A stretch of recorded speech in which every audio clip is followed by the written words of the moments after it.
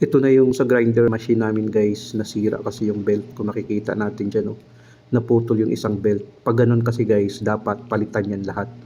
Dahil pag ang isa lang ang palitan mo, yung belt kasi enlarge na yan. So kailangan talaga palitan lahat para pareho yung belt size niya lahat guys. Kung makikita natin guys, yan na guys, pinalitan ko na lahat. Hindi ko na pinapakita kung paano ko pinalitan dahil ako lang kasi mag-isa nagbibideo.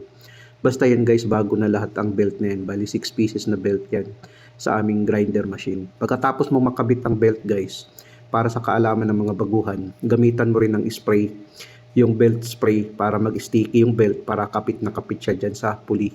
Gamitan mo ng belt dressing ang tawag niyan. Belt spray din yan guys, sa ibang term na ginagamit nila, belt spray yan para mag-sticky ang ating belt para kapit na kapit siya sa pulley. Kung makikita natin, oh. Tapos patakbuhin mo yung motor, pagtakbo niyan saka mo isprayan.